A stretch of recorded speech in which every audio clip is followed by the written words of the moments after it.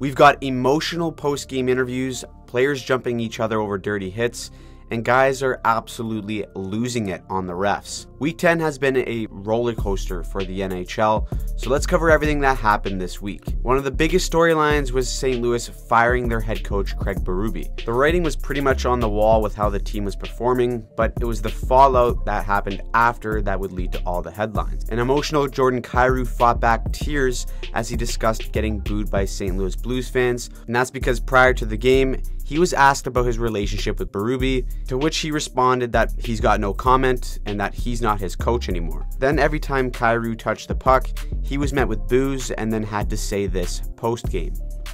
You're getting pretty emotional here. Where are the emotions coming from?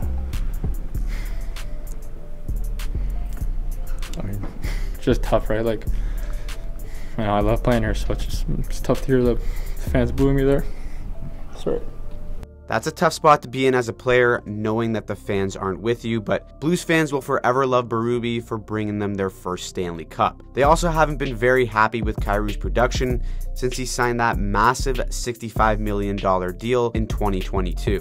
Then on Saturday, Kyrou got a B-way, scored, and received a standing ovation from Blues fans. It was a complete 180 from what happened on Thursday, but he was clearly ecstatic after getting that reaction that he did. The Blues have won both games since they fired Berube, and while it may just be a morale bump, they find themselves right on the bubble for a playoff spot. From this point on, it'll be interesting to see which way things go for the Blues. Now, speaking of things getting heated and emotional, the Jackets and Panthers game got out of hand this week as Nick Cousins threw a dangerous hit on Gudbranson, and that led to chaos.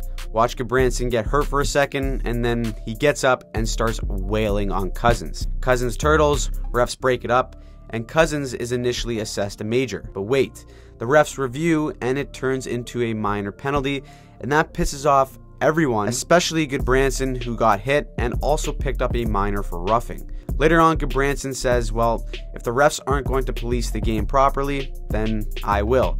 So he jumps Cousins and starts feeding him again.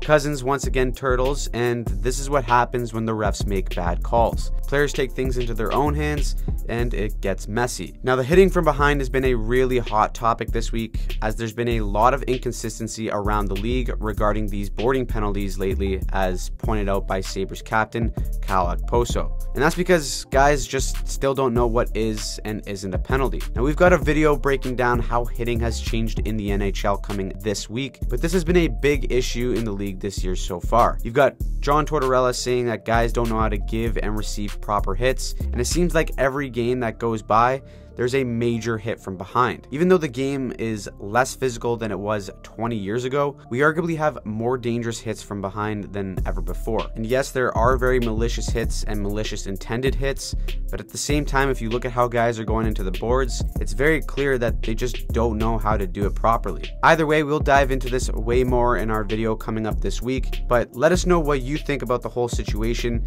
Drop a comment if you think that this will become a bigger problem for the NHL this season.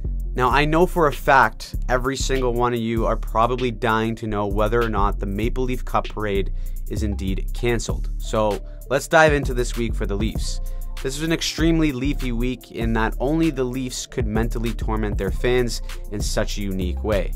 It started with the Leafs tying it up in the final seconds of the game against the New York Islanders, with John Tavares notching an assist to record his 1,000th career point against his former team.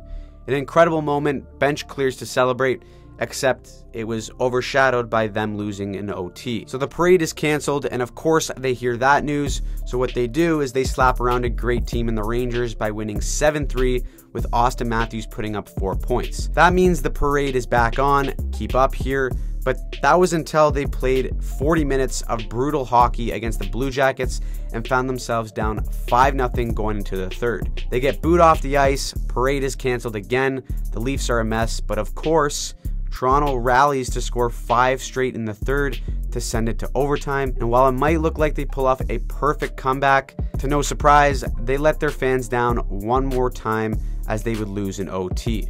The emotional roller coaster wouldn't end there, as the Leafs would score a touchdown against the Pittsburgh Penguins, winning 7-0 while missing Austin Matthews. Fans then started to mockingly chant Dubas, and I was there with all the suits in the lower bowl. It was actually surprisingly loud despite everyone caring about what their boss thinks if they got caught cheering. It was quite the week for Leaf Nation, and despite the up and down roller coaster, this team sits 6th in the NHL despite having injuries up and down the lineup. Gotta give credit where credit's due, so until further notice, the parade is officially back on. As for the Penguins, man, they are tough to watch. The team looks like their age right now, and it's unfortunate that the last remaining years of this core may be wasted on mediocre hockey. Still lots of season left, but I wonder if a coaching change is being discussed within the organization, despite the vote of confidence that Kyle Dubas gave a couple of days ago for Coach Mike Sullivan. The Connor Bowl went down this week, and it marked the first meeting between McDavid and Bedard in the NHL. McDavid and the Oilers won easy, with McDavid notching another 2 points, but the lone goal from Chicago was this unbelievable shot from Bedard. Waits for Ekholm to go stick on puck, shoots through the triangle, and the fact that he can catch a goalie by surprise from this far out is just absurd. We've seen Bedard do this already this season against Florida, and we've seen it quite frequently around the NHL, but with Bedard's release, expect this to become a common move for him when attacking on his off wing. As for the Oilers, they were absolutely humming for a bit there after winning 8 straight games and clawing back to within 1 point of a playoff spot. We did a breakdown of how Edmonton has turned their season around completely. I'd recommend checking that video out after this one, even though they've lost 2 straight since making this video. Sorry for the jinx, Oilers fans, but structurally, you'll see how this team has cleaned up a lot of the stuff that was plaguing them earlier this season. The hate on for refs kept going in the Seattle versus Kings game, as Vince Dunn absolutely loses it on the ref after taking a penalty in OT, and that was after Eli Tolvanen absolutely rocked this ref with a hit from behind earlier in the game. Now obviously this was an accident, but shades of Dennis Weidman there on that play. Remember when that guy just rocked a ref because he felt like it? Just insane stuff. Some rapid fire news around the league here. We got the Central Division being jam-packed with all 3 top teams having 38 points. The Jets continue to do extremely well despite Cal Connor being on the shelf for the next 6 to 8 weeks. McKinnon quietly has a 14-game point streak going, and David Perron got 6 games for giving Artem Zub a nice cross-check to the face. Jack Hughes becomes the fastest Devil in history to score 100 goals. Kid is great. And Patrick Laine is expected to miss 6 weeks with a shoulder injury. The Knights, Rangers, Bruins, and Canucks still own the league, while the Sens, Ducks, Blackhawks, and my future 2023 Cup champs, San Jose Sharks, are all keeping the basement nice and warm. Kucherov still leads the NHL in points with 52. Out of nowhere, McKinnon and McDavid are in the top 5 chasing him. Matthews leads the NHL in goals with 23, and Brock Besser is right on his tail. So, what did you think about Week 10? Who's the biggest mess of the season in your opinion?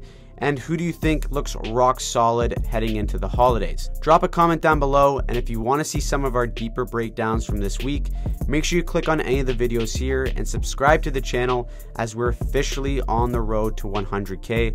Thank you all so much for watching, and we'll see you in the next one.